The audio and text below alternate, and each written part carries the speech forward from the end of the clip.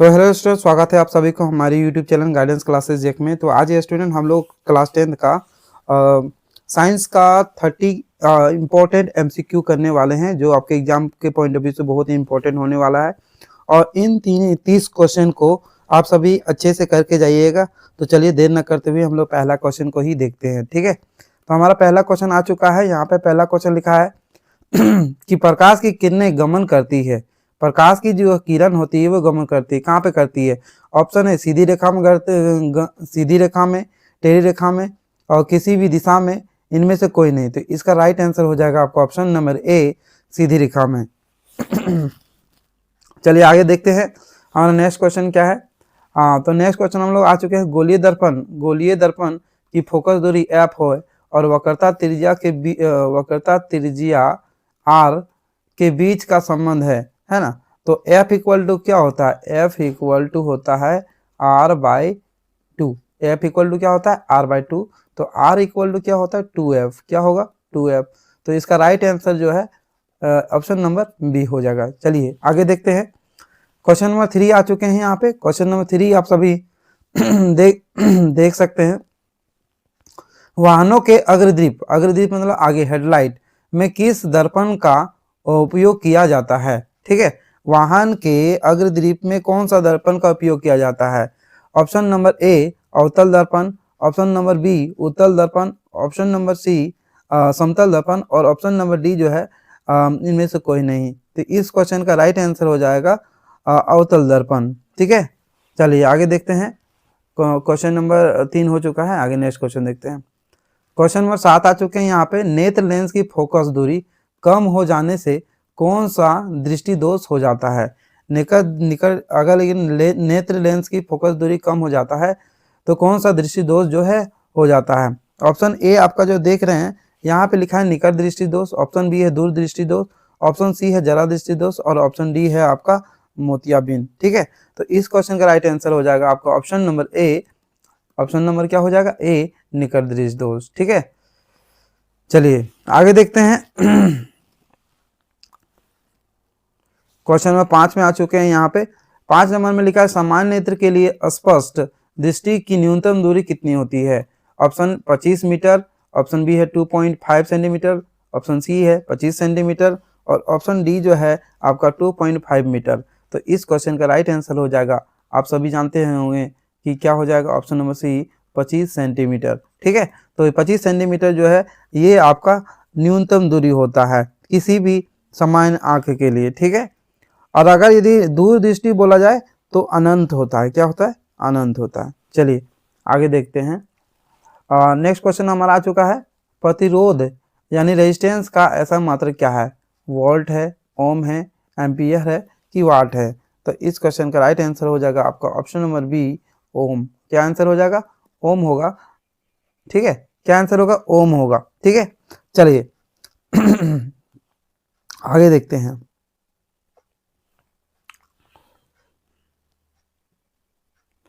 Question number 7 आ चुके हैं। यहाँ पे क्वेश्चन नंबर 7 देख सकते हैं। विद्युत धारा मापने वाले यंत्र को क्या कहते हैं? Option A voltmeter, option B ammeter, option D galvanometer, option D क्या सी क्या होगा? गैल्वेनोमीटर, और ऑप्शन डी है इनमें से कोई नहीं। ठीक है, तो इस क्वेश्चन का राइट आंसर आपका हो जाएगा ऑप्शन नंबर डी। क्या हो जाएगा? ऑप्शन डी, विद्युत धारा मापने वाले यंत्र को क्या कहते हैं? इनमें से कोई नहीं होगा। तो इसका राइट आंसर जो हो, सॉरी इनमें से कोई नहीं बोल रहे हैं, सॉरी इसमें गलती हो गया। इसका राइट आंसर क्या होता है? विद्युत धारा मापने का यंत्र को हम लोग एमीटर बोलते हैं। क्या बोलते हैं? अमीटर बोलते हैं। तो इसका राइट आंसर हो जाएगा ऑप्शन नंबर बी हो जाएगा। क्या हो जाएगा? बी होगा। ठीक है चलिए आगे देखते हैं। क्वेश्चन नंबर 7 हो चुका है आपका।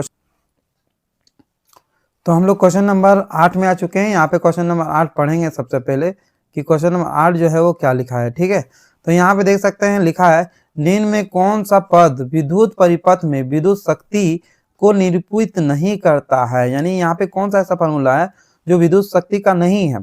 तो यहाँ पे आप सभी जानते हैं कि पावर का जो है फॉर्मूला होता है, विद्युत शक्ति का जो सूत्र होता है यहाँ पे बहुत तरीके से होता है। P इक्वल टू VI भी होता है, और P इक्वल टू क्या होता है? P इक्वल टू आपका I स्क्वायर R भी होता है, और P इक्वल टू आपका V²/RB होता है। ये तीनों फॉर्मूला जो है विद्युत शक्ति का है। तो यहाँ पे आप देख सकते हैं ये जो नहीं है, तो इसीलिए जो है ये जो है निरूपित विद्युत शक्ति को नहीं करता है, इसलिए राइट आंसर हो जाएगा आपका ऑप्शन नंबर बी। ठीक है, तो चलिए आगे देखते हैं। क्वेश्चन नंबर 9 में आ गए हैं।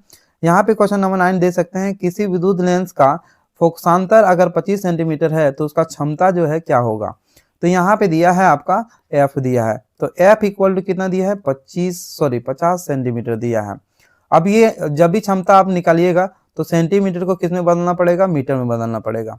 तो अगर यदि 50 को मीटर में बदलेंगे तो यहाँ पे 100 से क्या करना पड़ेगा, भागा देना पड़ेगा। तो इसका जो है अगर कट जाएगा 1010 तो ये 0.5 मीटर आ जाएगा। ठीक है, एफ का मान। अब हम लोग को क्या निकालना है, क्षमता निकालना है। तो P इक्वल टू क्या होता है, P इक्वल टू आप सभी जानते हैं कि 1/f होता है। 1 क्या होता है, f होता है। अब 1 का जगह 1 लिखेंगे और f का मान जो है 0.5 लिखेंगे।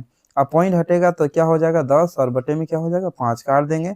तो 5 दूनी कितना होता है 10 और 10 2 डायप्टर जो है इसका राइट आंसर होगा, जो प्लस में होगा। ठीक है, यहाँ पे ऑप्शन नंबर जो है डी इसका राइट आंसर हो जाएगा। चलिए आगे देखते हैं।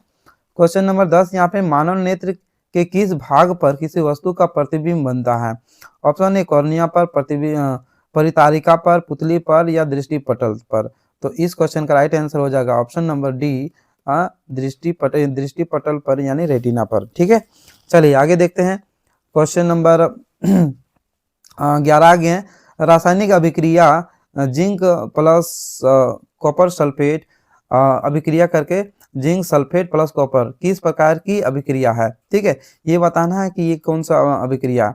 यहाँ पे आप देख सकते हैं जिंक जो है कॉपर, जिंक जो है ना, जिंक जो है वो आपका कॉपर से ज़्यादा अभिक्रियाशील है ना, कॉपर से ज़्यादा अभिक्रियाशील है। अधिक अभिक्रियाशील होने के कारण कॉपर जो है विस्थापित हो जाता है।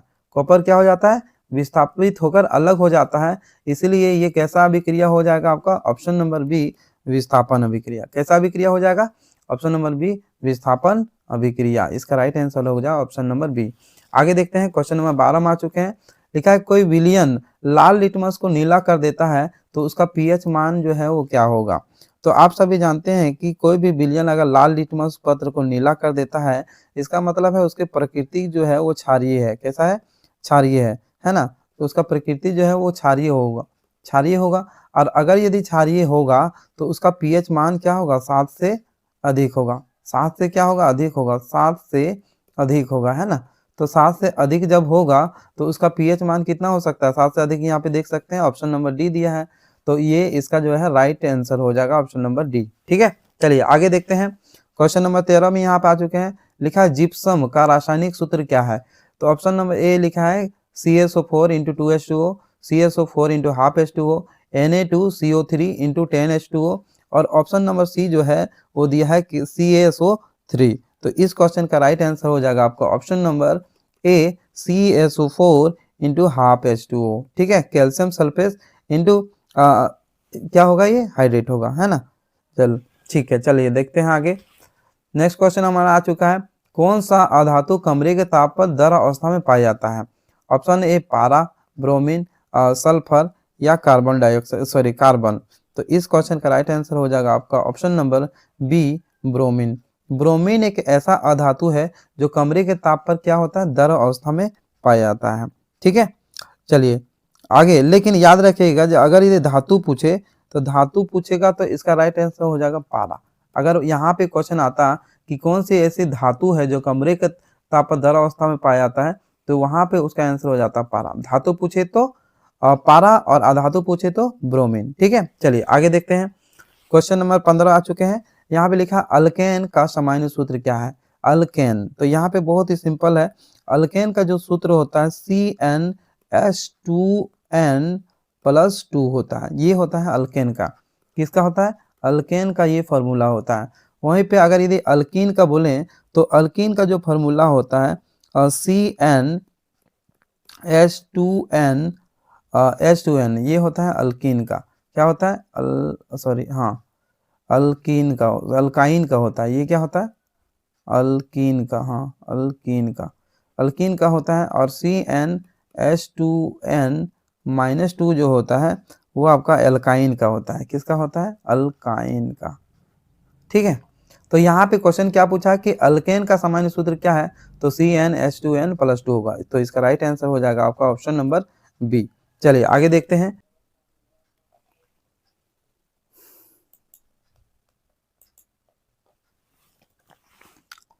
तो हमारा नेक्स्ट क्वेश्चन है, आधुनिक आवर्सानी में तत्वों का वर्गीकरण का आधार क्या है?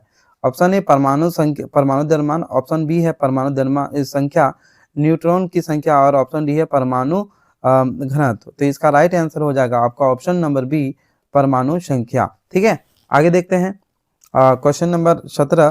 क्वेश्चन नंबर 17 में यहाँ पे लिखा है, निम्न में कौन सा यौगिक ईंधन के रूप में इस्तेमाल किया जाता है? कौन सा यौगिक है जो ईंधन के रूप में इस्तेमाल होता है? इथेनॉल, प्रोपेनॉल, एथेनोइक अम्ल, और इनमें से जो है सही, इनमें से सभी।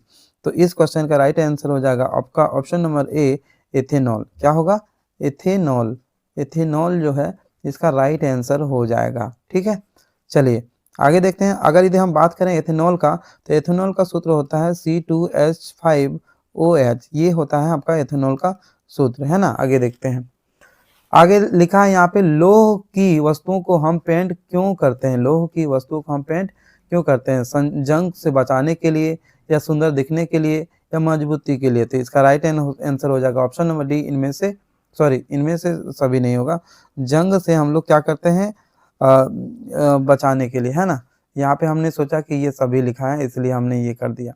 तो इसका राइट आंसर जो होगा आपका ऑप्शन नंबर ए, जंग से बचाने के लिए। जंग से बचाने के लिए जो है इसका राइट आंसर हो जाएगा। ठीक है, चलिए आगे देखते हैं। क्वेश्चन नंबर 19 में आ चुके हैं, एसिटिक अम्ल। एसिटिक अम्ल का प्राकृतिक स्रोत क्या है? संतरा, सिरका, इमली और टमाटर। तो इस क्वेश्चन का राइट आंसर आपका हो जाएगा ऑप्शन नंबर बी, सिरका। क्या हो जाएगा? सिरका जो है इसका राइट आंसर हो जाएगा। तो यहाँ पे लिखा है कौन सा प्राकृतिक स्रोत है? तो सिरका ऐसा प्राकृतिक स्रोत है जिसमें एसिटिक अम्ल जो है पाया जाता है। आगे देखते हैं। यहाँ पे देखते हैं, मिल्क ऑफ मैग्नीशिया का उपयोग किस रूप में किया जाता है? एंटासिड में, एनाल्जेसिक में, एंटीबॉडी में, एंटीसेप्टिक में। तो इस क्वेश्चन का राइट आंसर हो जाएगा आपका ऑप्शन नंबर ए, एंटासिड में। किसमें? एंटासिड में। एंटासिड में इसका जो है राइट आंसर हो जाएगा। आगे देखते हैं। 21 आ चुके हैं। यहाँ लिखा स्वपोषी पोषण के लिए आवश्यक है कार्बन डाइऑक्साइड तथा जल, क्लोरोफिल, सूर्य का प्रकाश, और ऑप्शन नंबर डी है उपरोक्त सभी। तो इस क्वेश्चन का राइट आंसर हो जाएगा ऑप्शन नंबर डी। स्वपोषी के लिए इन सभी का जरूरत होता है। कार्बन डाइऑक्साइड का भी होगा, जल का भी होगा, क्लोरोफिल का भी होगा, और सूर्य प्रकाश का भी उपयोग करेगा। ठीक है, तो ये इस क्वेश्चन का राइट आंसर हो जाएगा आपका ऑप्शन नंबर डी। आगे देखते हैं। तो हमारा नेक्स्ट क्वेश्चन है, पादप में जाइलम उत्तरदायी होता है, जल का वहन करता है, भोजन का वहन करता है, अमीनो अम्ल का वहन करता है, या ऑक्सीजन का वहन करता है? ठीक है, तो इस क्वेश्चन का राइट आंसर आपका हो जाएगा जल। जाइलम बोलेगा तो आंसर क्या होगा? जल। अगर फ्लोएम बोल देगा तो भोजन आंसर होता है। ठीक है, तो इस क्वेश्चन का राइट आंसर होगा ऑप्शन नंबर ए, जल का वहन करना। आगे देखते हैं। क्वेश्चन नंबर 23, मस्तिष्क का कौन सा भाग है जो शरीर की स्थिति तथा संतुलन का अनुरक्षण करता है?